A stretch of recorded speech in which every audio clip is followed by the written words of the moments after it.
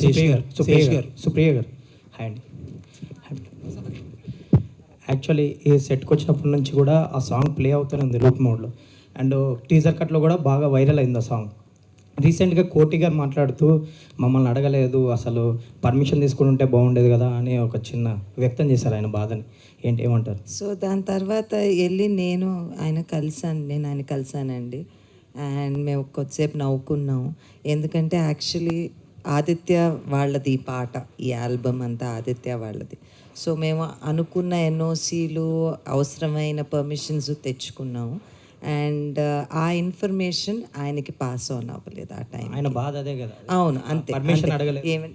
Actually అండి అది నిజమైన బాధే. ఎందుకంటే మనం సినిమా తీసేటప్పుడు రాసిన మనిషి కానీ, ప్రొడ్యూస్ చేసిన మనిషి కానీ, ఆ పాట అల్లిన మ్యూజిక్ డైరెక్టర్కి కానీ వాళ్ళకి ఏమవుతుందంటే, మేము ఆ టైంకి సినిమా అమ్మేస్తాం, మాకెవ్వరికీ రైట్ ఉండదు. యాక్చువల్లీ చెప్పాలంటే ఎవ్వరికీ రైట్ ఉండదు.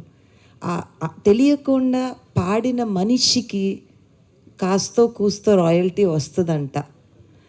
బట్ అది ఎప్పటికన్నా ఇప్పుడు మేము చేసే కొన్ని ధర్నాల్లోనో లేకపోతే ఇట్ ఈస్ ట్రూ, ఆల్ ఆర్టిస్ట్కి ఆ పుట్టుకతో ఆ ఆలోచన ఎక్కడ వచ్చిందో, that story idea, the song idea ఇండియాలో ఐ జస్ట్ థింక్ అండి, ఆయన మనోభావన కరెక్టే, ఆయన అనుకున్నది కరెక్టే. దాని తర్వాత నేను ఆయన ఇంటికి వెళ్ళి ఆయనతో మాట్లాడి మేమిద్దరం ఆయనకు ఇలా కూడా జరుగుతుందా, అలా కూడా జరుగుతుందా అని మాట్లాడుకున్నామండి. So thankfully everything is okay. Sesh గారు